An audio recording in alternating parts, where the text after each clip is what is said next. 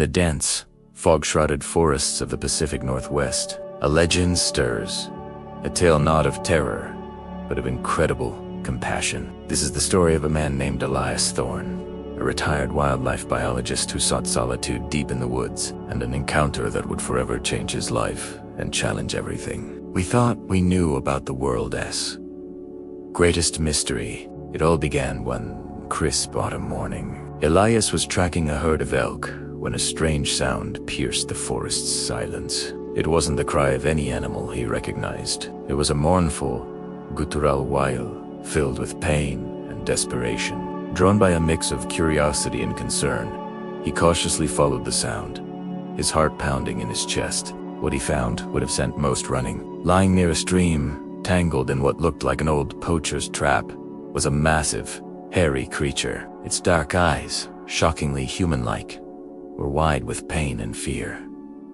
It was a Bigfoot, and she was not alone. Huddled against her, trembling, was a tiny version of herself, an infant. The mother, bleeding from a deep wound on her leg, let out another agonizing cry. She pushed her baby away, urging it toward the safety of the trees. It was a final, desperate act of a mother protecting her child. Elias watched, frozen, as the wounded giant struggled to her feet and limped away, vanishing into the thick underbrush, leaving her infant behind. He knew she was drawing any potential threat away from her baby, sacrificing herself.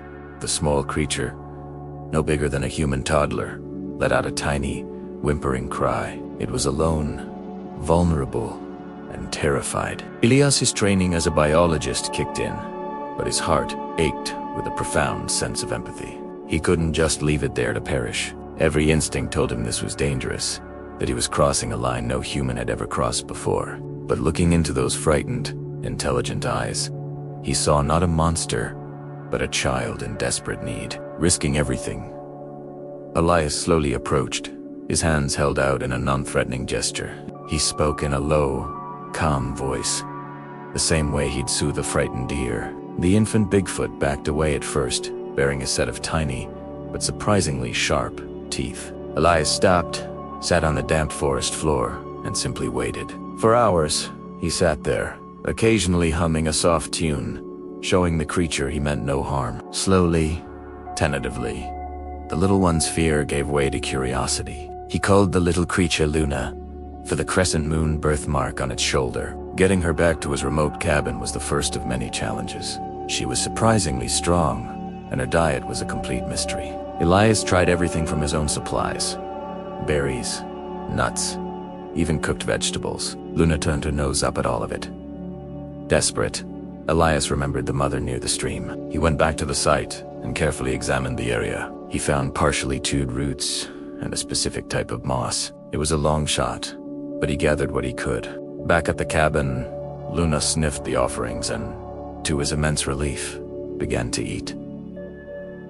The days turned into weeks. A strange and wonderful routine formed. Elias would spend his days foraging for Luna's specific food, while she would explore the cabin with the child's boundless curiosity. She was incredibly intelligent, learning to mimic sounds he made and even figuring out how to open a simple latch on a cupboard. He discovered she loved the warmth of the fireplace and would often fall asleep curled on a rug nearby, making soft, rumbling purrs. A deep, unspoken bond formed between the grizzled woodsman and the mythical creature. He was no longer just a caretaker. He was a father figure. Elias knew he was living on borrowed time. The world would not understand. If Luna were discovered, she would become a spectacle, a lab specimen.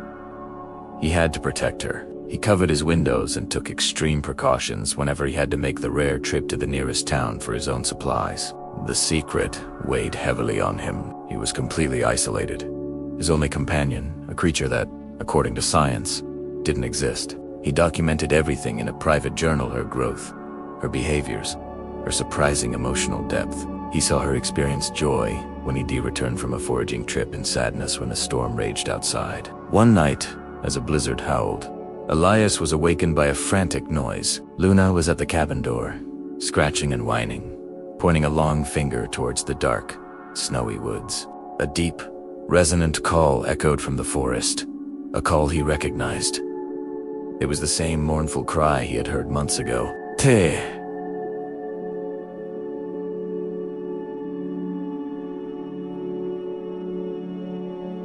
Te.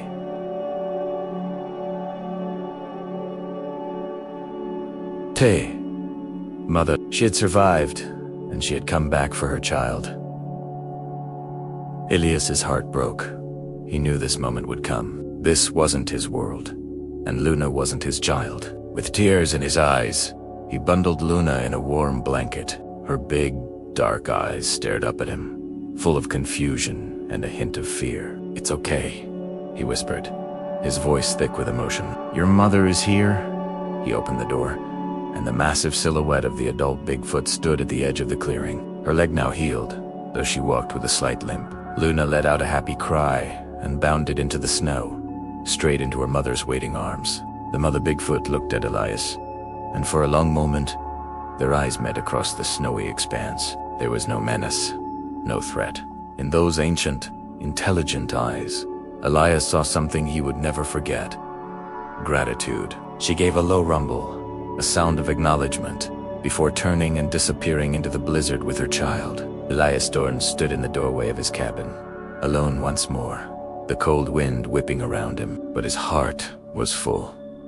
He had risked everything for a creature of legend, and had been rewarded with a glimpse into a world beyond human understanding. He never saw Luna or her mother again, but sometimes, on a quiet night, he thinks he can hear a distant, happy call echoing through the trees. His journal filled with the impossible truth remains his most treasured possession, a testament to the fact that compassion knows no bounds, and that the greatest mysteries of our world are sometimes best left in the wild, protected by secrets and held in the heart.